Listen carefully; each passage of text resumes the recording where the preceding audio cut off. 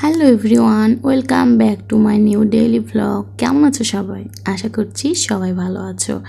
আর আমি তো অনেক ভালো আছি। আজকে আমি ডালের বড়া করব।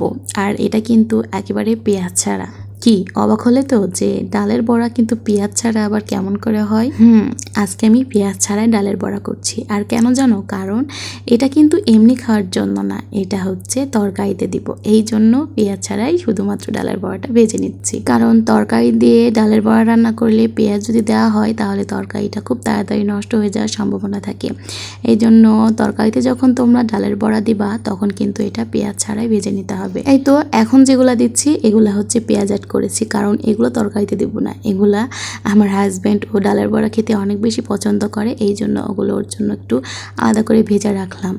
আর যেগুলো তরকারিতে দিব সেগুলো কিন্তু আমি পেঁয়াজ অ্যাড করিনি। তো আমার ভাজা শেষ, এখন আমি তরকারি রান্না করার জন্য সব মশলাপাতি দিয়ে ঠিক করে নিচ্ছি। আজকে কিন্তু অনেক রকমের সবজি অ্যাড করেছি।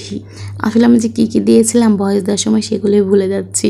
আর এখানে ছিল হচ্ছে ডাটা, ছিল শাকের ডাটা, থোর, পটল, আলু, এই চারটা জিনিস আজকে অ্যাড করেছি। তো প্রথমে ভাবছিলাম এটা হচ্ছে একটু মানে সবজি রান্না করার পরে একটু জাস্ট মসুর কালাই অ্যাড করব, কিন্তু পরে ভাবলাম যে ডালের বড়া তো দিব, তাহলে আবার কালাই অ্যাড করার কী দরকার, এই জন্য আর মসুরের ডালটা দিলাম না। এটা এমনি জাস্ট একটু সুন্দরভাবে কষিয়ে নিব, 2 থেকে 3 বার পানি অ্যাড করে এটা কষিয়ে নিতে হবে। আর তোমরা অনেকে বলো যে আপু তুমি সবজি যখনই রান্না করে এতগুলো সবজি কেন অ্যাড করো?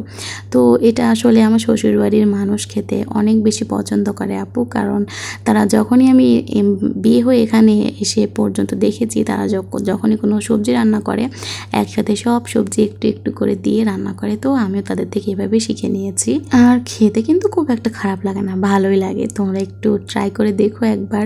তো এই তো আমার তরকারি এখানে কষানো শেষ, এখন ডালের বড়াটা অ্যাড করে দিচ্ছি। আমার হাজব্যান্ড অর্ধেক ডালের বড়া অলরেডি খেয়ে নিয়েছে, যেগুলো পেঁয়াজ দিয়েছিলাম সেগুলোও খেয়েছে, যেগুলো পেঁয়াজ বাদ দিয়ে করেছিলাম সেগুলো 2 থেকে 3টা খেয়ে নিয়েছে। পরে বলছে এটা টেস্ট কেন অন্যরকম লাগছে। পরে আমি বললাম যে তুমি ওইগুলো কেন খেয়েছো, ওগুলো আমি তরকারিতে দেবো, এই জন্য পেঁয়াজ অ্যাড করিনি। মানে তোমরাই ভাবো সে কতটা ডালের বড়ার পাগল। সে যে খাচ্ছে 2-3টা খাওয়ার পরে বুঝতে পারছে যে বাকিগুলোতে আমি পেঁয়াজ দেইনি, তাহলে ভাবো কেমন পাগলও। তো কি করার, খেয়েছে তো আর কিছু তো করার নেই, তার পেট থেকে তো আর বের করে নিতে পারবো না। তো যে কয়টা আছে সে কয়টা রান্না করছি।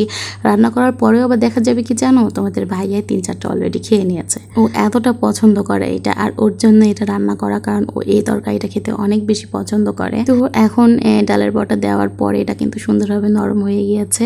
তো আমার রান্না শেষ, এখন ভাত রান্না করলে রান্না বান্না শেষ। আজকে আর তেমন কিছু করব না, কারণ ভালো লাগছে না। তো ঠিক আছে, আজকের ভিডিও এখানে শেষ করছি।